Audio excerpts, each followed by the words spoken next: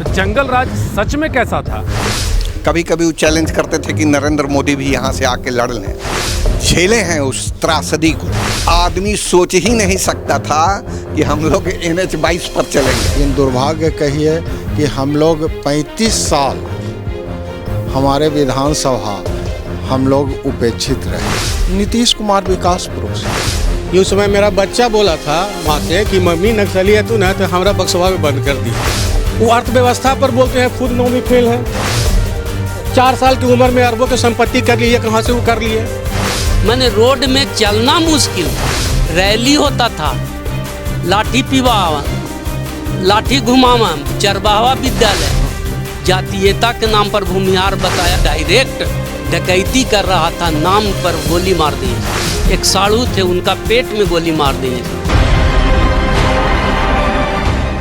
अभी बिहार में चुनाव होने वाला है और चुनाव जब आता है तो लोग अपनी अपनी प्रतिक्रियाएं देते हैं। हम जैसे पत्रकार ग्रामीणों के बीच पहुंचते हैं, उनसे पूछते हैं कि सरकार का विकास आप तक कैसा पहुंचा और पिछली जो सरकारें थी उनका क्या स्थिति रहा। वर्तमान की जो सरकार है नीतीश कुमार अपने विकास की बात करती है और जंगल राज की याद दिलाती है। तो जंगल राज सच में कैसा था, उसकी त्रासदी कैसी थी, उसकी व्यवस्था कैसी थी, उस वक्त लोगों का हाल कैसा था, इसी बात को जानने के लिए हम फतेहपुर गांव जा रहे हैं और वहां जाने के बाद आपको बताएंगे कि क्या वहां के लोगों का कहना है और वो लोग कैसे उन दिनों को याद करते हैं।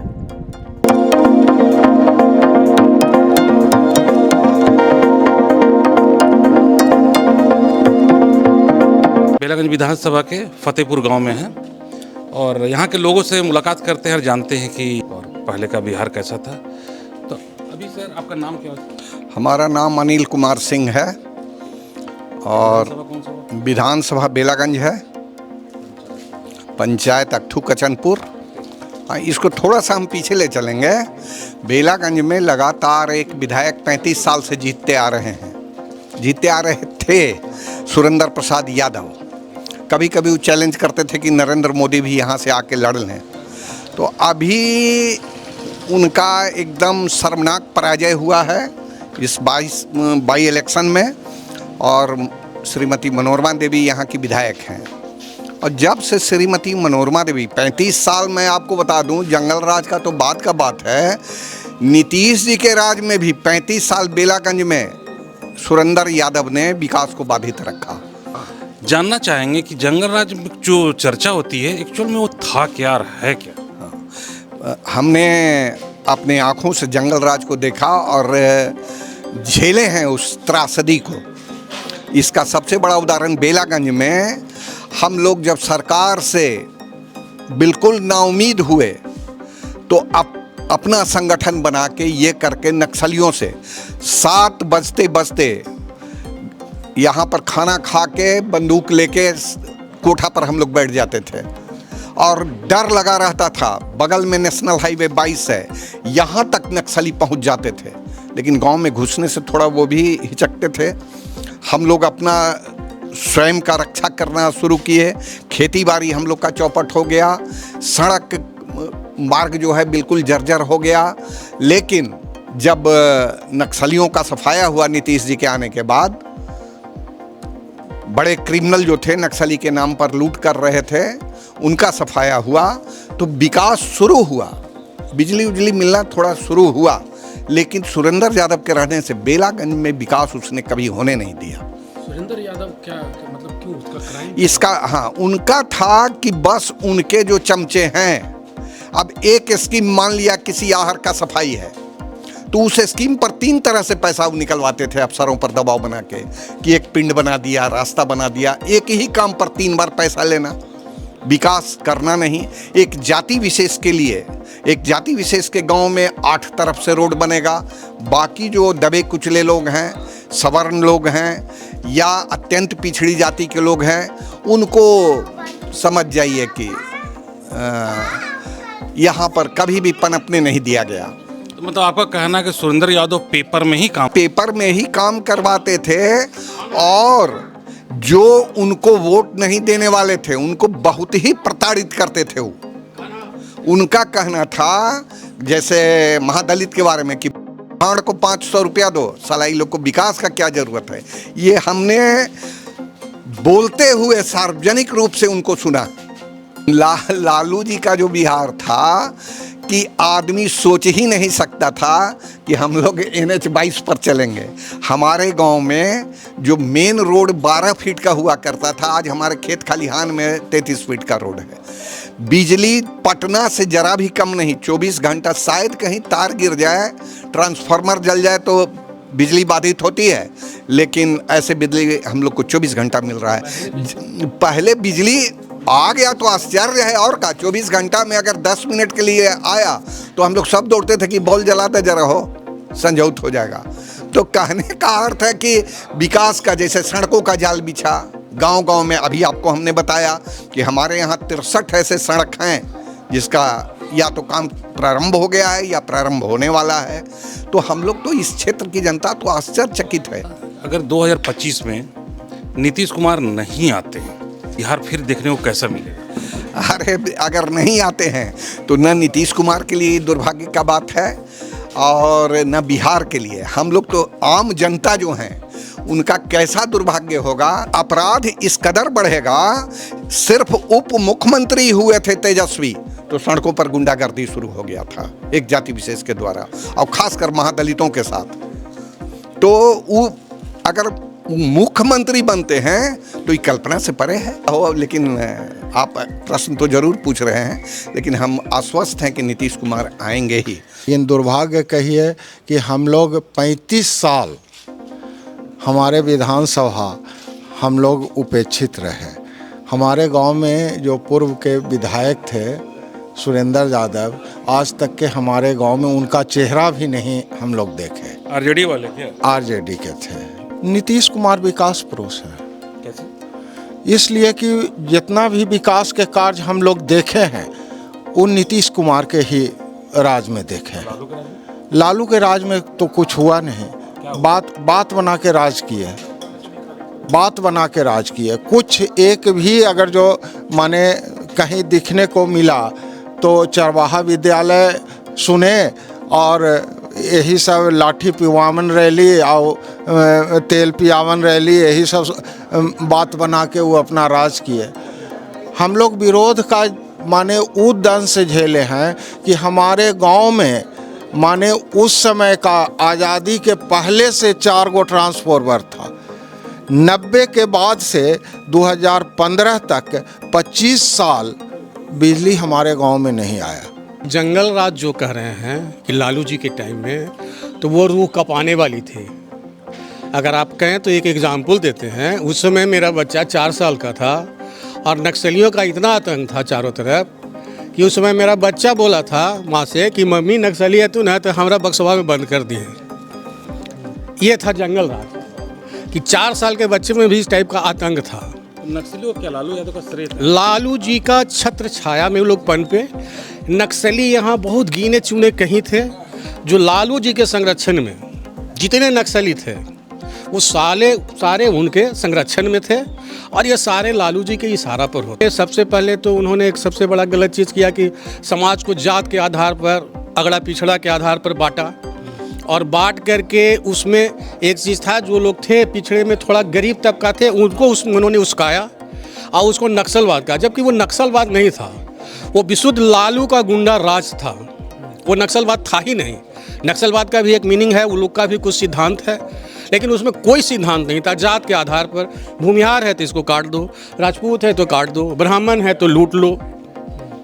तो पूरे बिहार में आप लोग भी देखे होंगे, इधर हम लोग भूमिहार हैं, संख्या है राजपूतों का, इधर हम लोग को काटा गया।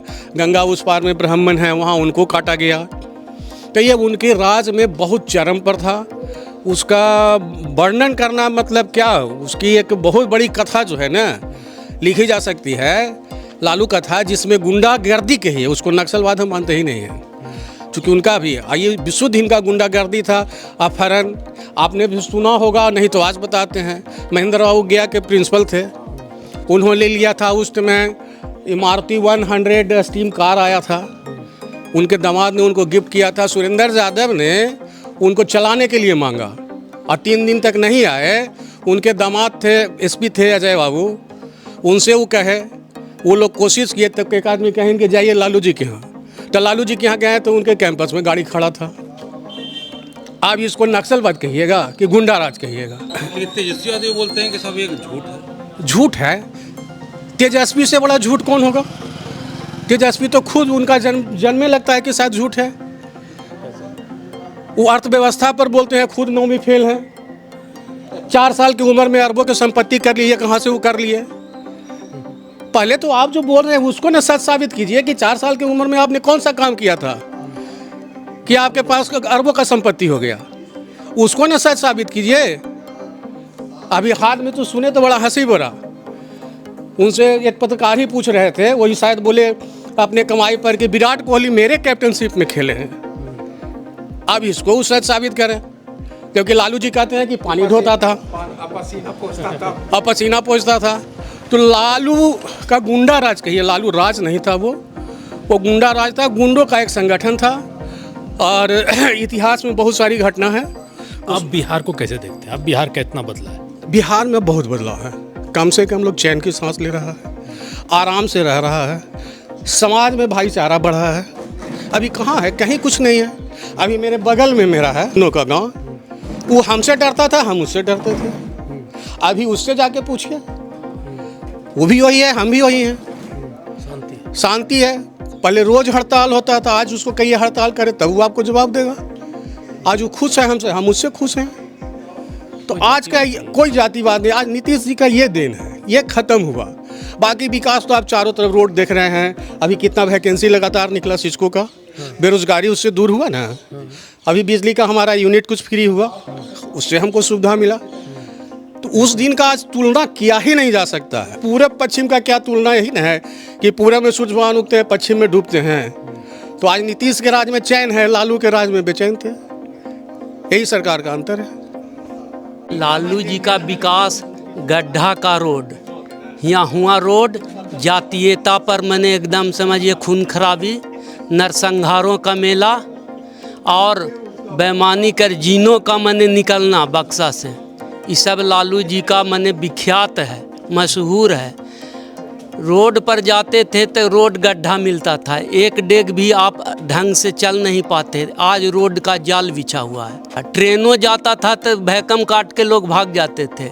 आज रोड 2 घंटा में हम ट्रेन से पहुंच रहे हैं।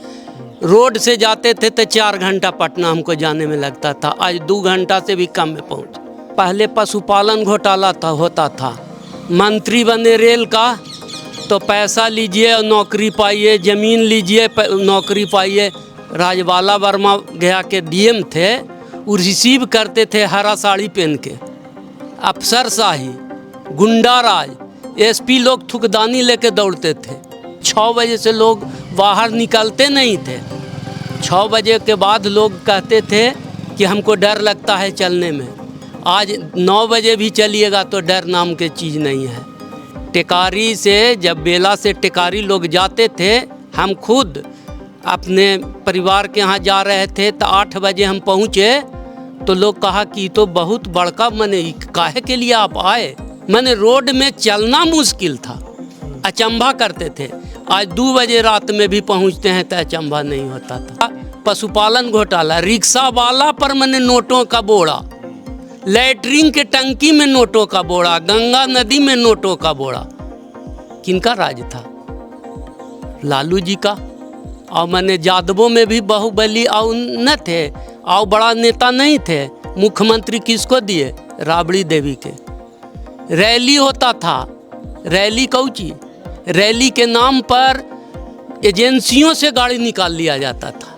रैली होता था, लाठी पिवावन, लाठी घुमावन, चरवाहा विद्यालय, अरे कलम विद्यालय खोलते, गरीबों का मैंने उस पर प्रोत्साहित करते, गरीबों का पढ़ाते। शिक्षा अगर जागता तो अपने बेरोजगारी दूर होता, नहीं तो प्राइवेटों में भी लोग काम करता। यहाँ नहीं देते, बिहार से बाहर जाके काम करते। शिक्षा रहेगा तब ना काम करेंगे।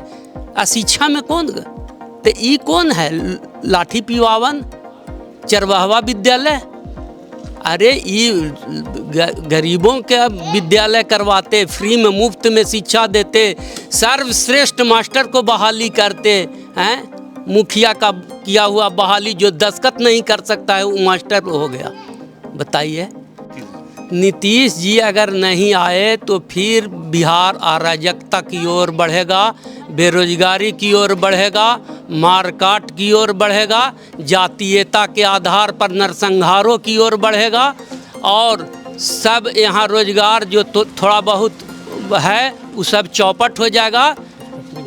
फैक्ट्री के भी यहाँ बंद हो जाएगा, चलना भी मुश्किल हो जाएगा। पुनः फिर वही होगा जो 6 बजे जंगल राज, 6 बजे के बाद चलना मुश्किल हो जाएगा।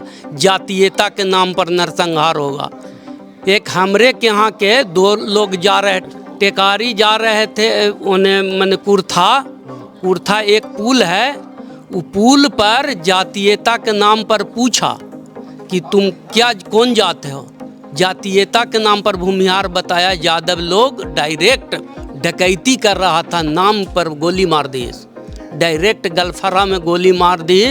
वो बेचारे कूद गए, उसके बाद भी नदी में एक साड़ू थे, उनका पेट में गोली मार दी, वो पेट फट गया, पूरा अतड़ी बाहर निकल गया। बेचारे रोडे पर मैंने एक था गमछी बिछा कर पड़ रहे। ऐसा अराजकता था। हमने आपको 3 लोगों की बातें सुनाई और तीनों लोगों ने अपना अपना अनुभव शेयर किया कि कैसा जंगल राज था, कैसी उसकी व्यवस्था थी, कैसे लोगों को यहाँ पर रहना मुहाल था, सड़कों की क्या स्थिति थी, कैसे लोग रात में 6 बजे के बाद नहीं निकल पाते थे और क्या क्या उनके साथ घटनाएं घटती थी। आपको ये रिपोर्ट कैसा लगा ज़रूर बताइएगा। आपको ये भी बता देते हैं कि हम अभी पूरे बिहार का हम लोग दौरा करेंगे राष्ट्र समर्पण की ओर से और आपको हर विधानसभा की कुछ अच्छी बातें और चुनाव को लेकर हर अपडेट आप तक पहुंचाते रहेंगे। अभी तक के लिए इतना ही। सहयोगी संतोष कुमार सिंह जी के साथ रितेश कश्यप, नमस्कार।